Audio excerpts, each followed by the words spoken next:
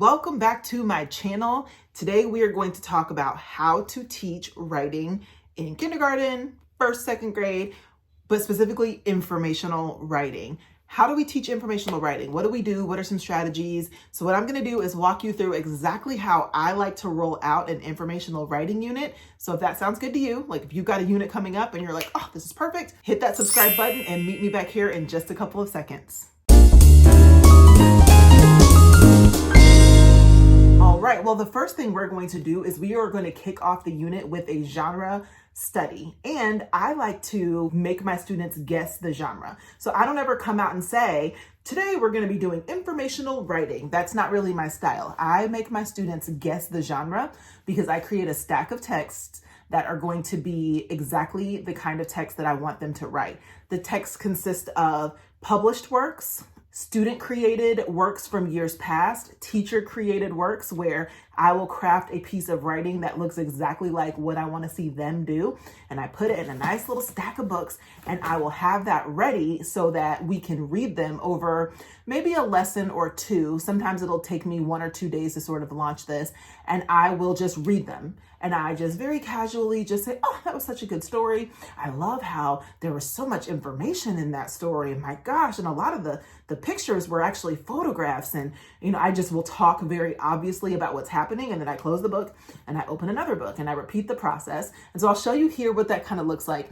This is a combination of published texts, but they're not books that are out like in the real world. They're just books that I created on PowerPoint. So you can see here, we've got one called Houses, one called Cars, Terrific Tigers, and then I throw one non-example in there because as we are reading these different books, I want them to start to listen to what all of the books are doing. And then I throw in a book like Frog's Fun Day, and it's about this frog who's going all over having the best time. He's talking, and I want the students to have that moment of, wait, what? Like all those other books do this, but the frog, that book doesn't fit. And I'm like, exactly. And so it really helps them to get a handle on the kind of writing that they're going to be doing in that unit. And it's just absolutely my favorite way to open any unit. One little tip, if you are at a school where maybe you're moving away from guided reading and you're moving into more of those phonics-based lessons, but you're like, I have an entire library full of guided reading books. Like, what do I do with these little like level H readers? Some of those books, levels A through, I would say, HI, make excellent mentor text for students because a lot of times the amount of text is really attainable for the writers that we're serving. So sometimes when I was teaching a kindergarten informational writing unit, I would pull like a level D informational text, like one of those little booklets that we used to read all the time. And I would use it as a mentor text because it would typically be about one subject and it would show like one line of text and an illustration or a picture. And those were the perfect little booklets to show the kids like, this is the kind of thing you're going to be writing. I think sometimes if we get a regular book, we say like, oh, this is an informational text, but my goodness, like, look at how much text is on there.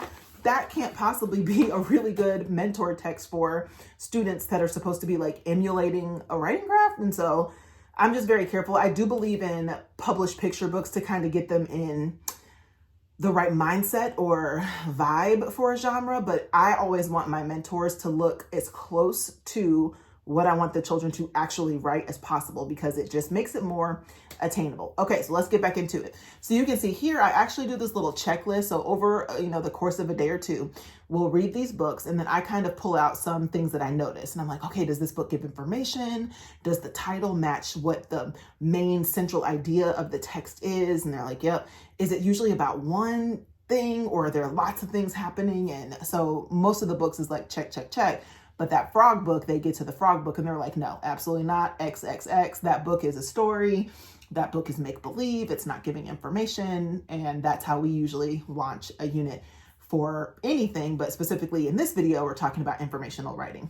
Now, here is an example of my teacher version that I used to make. So I would try to pick a topic that was not as accessible to my students because I didn't want them to copy my ideas and, that sort of thing. So I would always try to pick some topic that I didn't think that they knew a ton about. And so this is called All the Things to Know About Makeup because I love makeup and I was like, this will be a great topic to write about.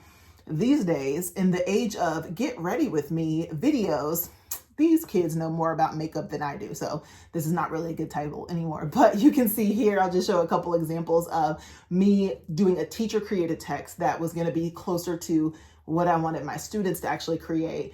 They love to see teachers writing. They think it's so cool to see how you would write in this genre, and it makes it that much easier for them when they're sitting down to do what their teacher was just doing, but in their own way.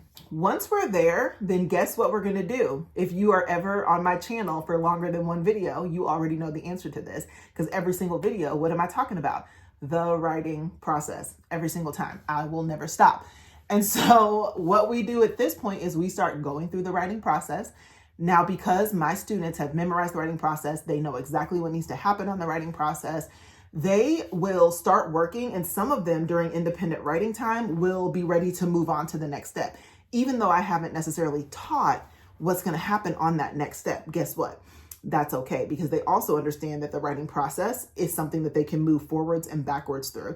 It is not a straight line checklist where you have to go in order. So I will have kids who will get through first things first, pick an idea, second step, plan it out, and they're like ready to start drafting, but I haven't really taught specific strategies for this kind of writing. That's okay. I let them go and approximate, because when I do get to that lesson, guess what? I get a handful of students that are like, ooh, I like that strategy. I did not do that. I'm going to go back, and they'll go back and tweak their plans, or they'll go in their draft and they'll make some changes. So it's like, calm down. Everything's fine. Let these kids write at the pace that they are ready to write, because we don't want to hold anybody back. So here, I'm just going to kind of show you a couple of lessons that might happen. So again, if I'm starting with the writing process, we're going to talk about what does it look like to collect ideas during informational writing. So where am I going to get these? I love this slide because it shows that she is like not all that excited about snakes. So that would not be a good topic for her, but looks like she loves cars. Like, okay, that's amazing. Let's do a book about cars, because clearly that's something you're passionate about. You know a lot about it, and you won't mind doing some research on it. Then I might do a lesson on just getting in the spirit of being an informational writer. So I talk to them about the concept of being an expert, and how if you're an expert, you know a lot of things, but there's also some strategies that you can use to get more information. Even if you're an expert, you can look in books, you can look online, you can watch videos, you can interview people who are experts in the field about your topic. And that's how you become an expert, because you're just busy collecting information. Because you can also take all of that and combine it with your own knowledge, and then you are able to officially become an expert in this topic. Then we move on to plan it out, which again, if you know, that's the second step in my writing process, and it's all about structure. So students are going to be already familiar with the fact that anytime we do informational writing, this is the graphic organizer that we're going to be using. It's a web, it's a topic in the middle, and they know we're going to give as much information about that topic as we can. So they're going to be prepared to give an opening, fill in that graphic organizer, and give a closing. But I like to also throw in the option for them to do some research. So for this particular unit, I would give them this graphic organizer. And as you can see, there are choices there. They can look at books, talk to an expert, all those lessons that they got in the days prior. So they would check off one of those options, and then they would collect new information in their boxes. Now, this is like kindergarten, first, second grade. So I'm not expecting collegiate level, research here. It's just like, can you watch a video and maybe pick up a new piece of information that you didn't know? Can you collect a fact or a quote or something that just kind of shows that you're learning a little bit more? And then we call that research, because for their grade level, that's perfectly appropriate. From there, we get to the write phase. And so I'm going to give them some reminders just about some general writing. If we're going to be giving information through words and pictures, we want to make sure the illustrations are set up in a way that they actually teach our readers. So that means things like use a pencil first so that you can correct things that need to be corrected. Some strategies for things like how to stretch your idea. So all of those things are kind of good for that write phase. When you get to revision, we talk about both revising pictures and revising the words, and doing that for clarity, because I like to make sure that they understand if it's informational writing, then we are teaching other people, which means it needs to be clear. So if it's very confusing or hard to follow, that's not going to do a good job teaching somebody this content. So a lesson on how do I make sure that my writing is clear? Like, what are some strategies that I can use for that? So I will give them an example here. Or we have to make sure that we have given our reader enough information to even know what we're talking about. So a lesson like this might be a good idea, where I'll give a little example of one page out of, maybe a book about animals. And it just simply says penguins have web feet. And right there on the carpet with me in that we do position, like I'm modeling and teaching, and then I'm going to give them a chance to actually try this strategy out right there while they're with me so I can guide them through it. And I might say, like, I need you to turn and talk and have a conversation. If you were going to coach this writer, what would you tell them? What could they do to make it either more clear or give more information? Because all of these are revision strategies, and what my class knows, what's revised, and the whole class says, make it better. And so this is one way we're going to learn how to make our writing better. You can also do some syntactic awareness drills here. This would be a great sentence to maybe do some sentence combining, maybe write another sentence and see if you can put it together in a certain way. Are there any more details you can add with the sentence detective routine? If what I just said makes no sense to you at all, click the little button up here in the corner and I'm going to take you to a playlist for syntactic awareness routines that will get everything nice and cleared up. And of course, no informational writing unit is going to be complete without some lessons on text features. So I'm just going to show a few here.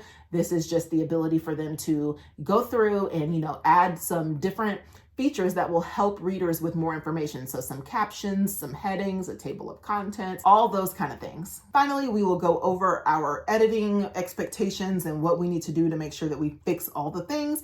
And then we are going to publish. We're going to publish and we're going to have such a good time doing it. Now, in other videos, I tried to express how if you want your kids to be excited about writing, you have to be excited about writing. And I gave 5 strategies for how to get your kids excited about writing. If you want to see that video, click right up there. But one of the big strategies was think about what this kind of writing looks like in the real world and then create the product that you want your students to work towards so that once they all get there, they can say like, wow, look at this thing that we're doing. So how are you going to publish this? Are you going to take all of these opinion pieces or informational pieces and put them into a class book or a magazine? Or like, what are you going to do to celebrate this writing with your students? So here are just some examples here. I might pull out some digital frames and let them read like they are reporting the news since it's informational writing. So they might hop on their device and do a little video and they can put the little frame on top so it looks like they're reporting the news, because that's how a lot of informational writing shows up in the real world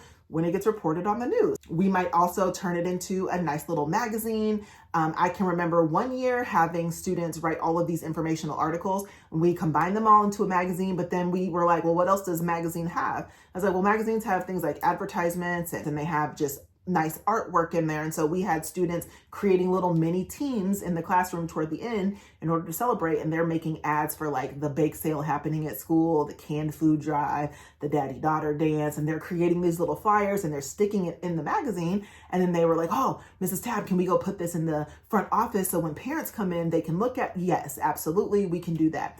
They felt like their writing was so important, it mattered, and we were simply doing informational writing pieces, okay? So hopefully that gives you a nice little glimpse into how I kind of start and get all the way through informational writing. That's pretty much the cadence that I do for all kinds of writing, narrative, persuasive, whatever it is. It's always going to be opening up with a genre study and then moving through the writing process with targeted lessons. But then I let my kids write wherever they want to head in the direction of the writing process.